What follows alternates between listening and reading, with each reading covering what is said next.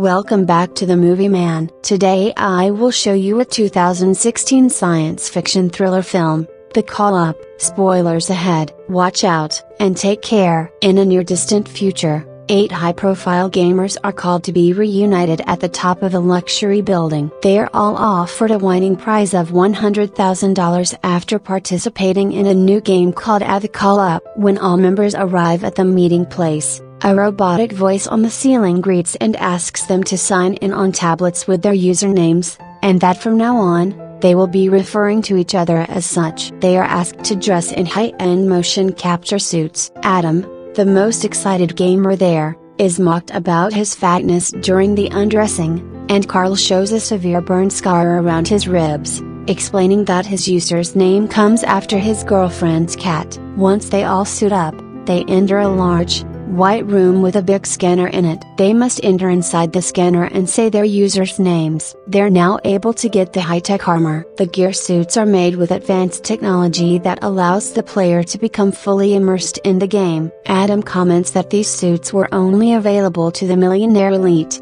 but for some reason they were selected to try them out. Zahid loses the thrill of being part of it because of his nickname, Terrorist_1. He feels it can become offensive because of his Bosnian roots. The voice in the ceiling says that the game can't start until all players are ready, but Zahid decides to leave the place. Just when he gets to the door, he shows that it's locked, and they are trapped there. Zahid agrees to continue against his will, so everyone is ready to begin. When they put on their virtual reality helmets, the whole scenario in front of them changes, now being on a post-apocalyptic virtual world inside the building. Their suits are replaced with military uniforms, and although everything feels tangible, things on the stage don't respond to their touch in the real world. That's when a burly sergeant appears, telling them what their mission in that place will be. By raising their helmets, everyone confirms there's not an extra player as the sergeant, but an NPC that will give some bits of advice through the game. They follow the sergeant across the stage,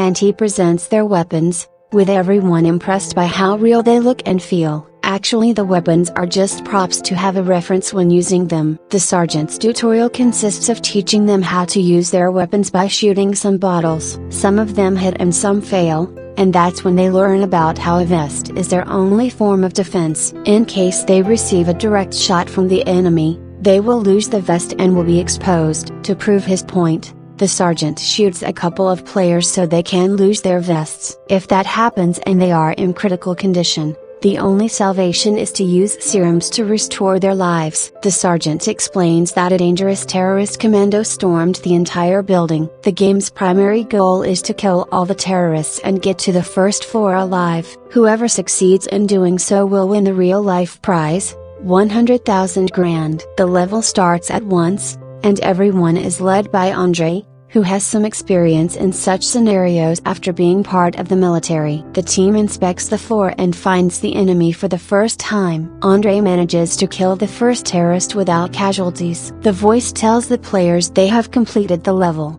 with all points going to Andre. To enter the next level, they must go down the stairs, finding a mechanism that does not allow them to go down any more floors until they finish the current level. If they try to go down, they will be electrocuted by electrical wiring. The new scenario is similar to the previous one, but with new guns for the players, so Andre teaches the group how to use them. Level 2 involves hiding, dodging, and preparing a counterattack to defeat the terrorists, who possess new weapons as well. After saving Adam from a direct hit, Andre loses his vest, making the best player exposed to any further wounds. Taylor is faced with the terror of the game's realism. She goes by the username Slayer Girl, but reveals to everyone that she is not who she says she is. Apparently, she replaced the real Slayer Girl, so she doesn't belong there and wants to get out of the game as soon as possible. She is calmed down by Shelly, the other gamer girl, who says that nothing of that is real and it's just a simulation. Despite this, Shelly thinks the gunfire feels accurate when she fights one of the terrorists. This terrorist ends up being killed by Carl, having his first victory, but it does not last long, as he receives a surprise shot in the back. Carl gives up, asking the NPC to leave him alone, but the enemy shoots him again, almost at point-blank range to knock him to the ground. Before the situation gets worse, Shelley saves Carl, who agonizes on the floor. Carl's response not only ends up being quite exaggerated but also borderline traumatic. The damage received is not only noticeable in the game but in real life, as if a bullet had really hit him. Shelley removes her helmet to make sure everything is okay, and to her surprise, Carl has no apparent damage on the outside. The pain perpetuates until Andre appears and gives him his serum to heal. In the game, the bloody hole and the puddle around Carl are restored immediately. Feeling better but still traumatized by the experience, they all take a break and have a meeting to discuss the possibility of everything being part of a reality TV show. Zahid panics and fails to try to take off his suit, which seems to be quite tight and embedded to the body. He theorizes that this is a human test for Andre's out-of-nowhere weapons company. Some people still think it's a sham,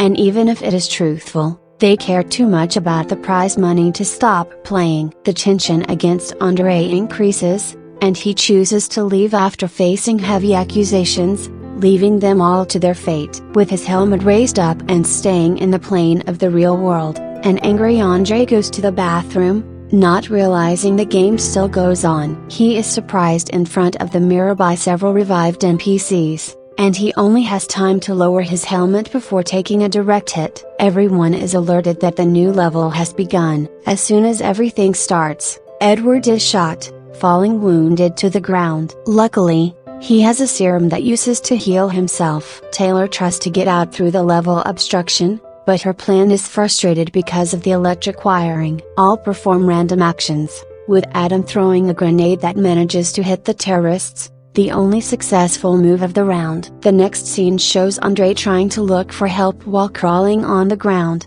but only feels himself slowly bleeding to death. The voice in the ceiling tells the players they passed level 2, with Adam getting the higher score. That's when they hear Andre's cries for help in the distance. Before being struck down by internal pain, Andre manages to hear a timer counting down. Once the timer ends, it discharges a high voltage current from the helmet into his brain, causing Andre to convulse to death.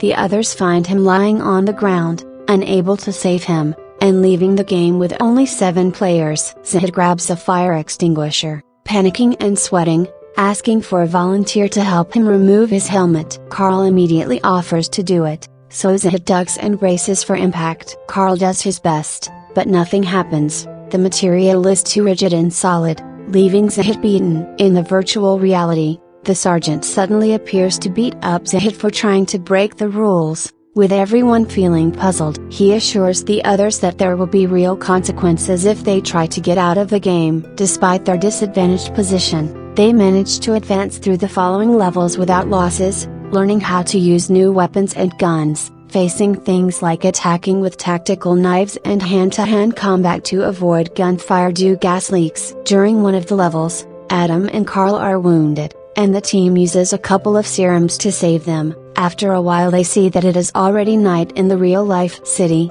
so the tired group of players tries once again to get out of there, only in a more desperate way by pushing a cart against the windows, trying to get the attention of someone below. They manage to break the window a little, but just before they can get it, the sergeant attacks again the insurgent Zahid, only this time the damage ends up being more realistic than usual, and ends up breaking his leg badly in real life. Zahid asks the others to hide him for the following levels and continue by themselves. After a few moments, he dies of blood loss. The new level starts and Marco, the most ruthless player, falls after a brief encounter with the enemy. Shelley gives Marco her serum to save him while Taylor, who remain hidden to avoid conflict and damage, realizes that an enemy is behind her, so she decides to counterattack. Amid the whole chaos, Carl talks with Shelley, realizing from her identification that she has no family, and Shelley confirms this by saying that her parents are deceased. Carl also comments on how he is alone as well,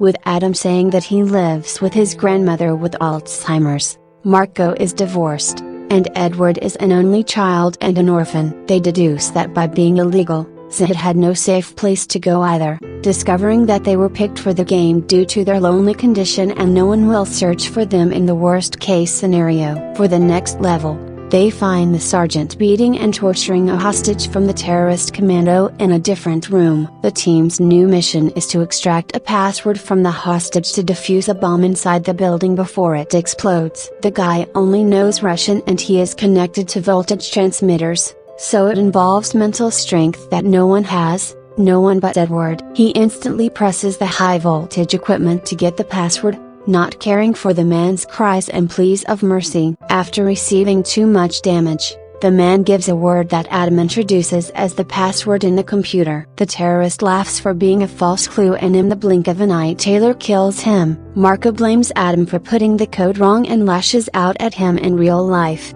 accidentally beating Taylor as well. Edward points out that the sergeant is holding an elevator door at the other side of the room and tells them to get in there to protect themselves from the imminent explosion. During their descent the elevator stops abruptly, and they try to force their way out. Marco holds the door but leaves Adam behind with him for screwing up the password level early. From now on, the two of them advance several levels at once on the elevator, not without some friction along the way. At the same time, the rest of the team reach a place with more weaponry and continue the level. For the next test, the terrorists throw a smoke grenade, which seems to trigger a painful memory in Carl. They hide and he tells to Shelley he lost his girlfriend in a fire trying to save her, explaining the scars in his body. Meanwhile, Marco makes of Adam a walking decoy, marching first if a terrorist shows up, and just as they thought, one appears. Marco pushes Adam until falling, but nothing happens, as he has no bullets. The terrorist responds and shoots Adam in the side. After a few moments, Adam dies, leaving the game with only 5 players. Taylor finds a serum but she's intercepted by Marco, who demands it. Upon refusal, Marco lashes out sharply at Taylor, commenting on how much she resembles his hated ex-wife. After a brief exchange of words Marco shoots Taylor, taking the serum. Marco meets Carl and they wonder if they have seen the others. After some investigation, Carl comes across Taylor's corpse and realizes that Marco is a traitor, so he decides to leave the virtual world to fight Marco, taking him down and disorienting him. Marco manages to defeat Carl before he has a chance, but just as he gives him the coup de grace, the sergeant appears rudely punishing Marco for disobeying the rules by killing one of his mates. The sergeant's beating ends up being so intense that Marco dies from the pressure. The last 3 players meet for the final station in the basement. When they thought they could pass the level defusing the bomb under the building,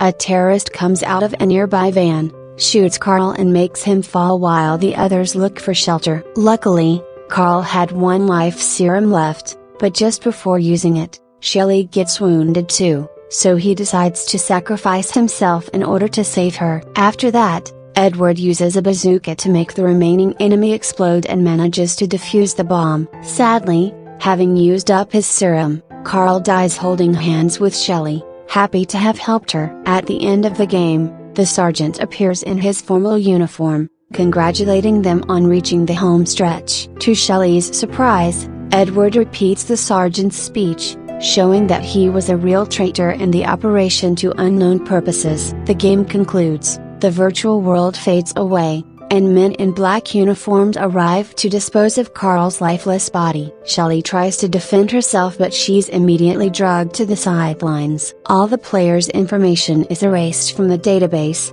just like they never existed. Upon waking up still in the parking lot, Shelley has a conversation with Edward. He admits to her that he didn't believe they would make it to the end, but she criticizes him that they are all dead and it's not worth the try. Edward clings that at least he gave meaning to the lives of the deceased players and that no one will ever believe Shelley, even if she decides to go to the police. He sends one of his employees to sedate her again, but just before the man does it, she fights back, steals his gun and escapes. With all the tactical knowledge she learned throughout the game, Shelley shoots at the lights and hides in the parking lot. Edward sends his henchmen after her, but she emerges victorious after a battle in the dark. She points at a desperate Edward who begs for his life, but Shelley shoots in the process. The film concludes with a victorious Shelley, watching the building exit and realizing that it's already dawn. That was all of the video. I hope you enjoyed it. Click the like button and subscribe to watch more videos like this,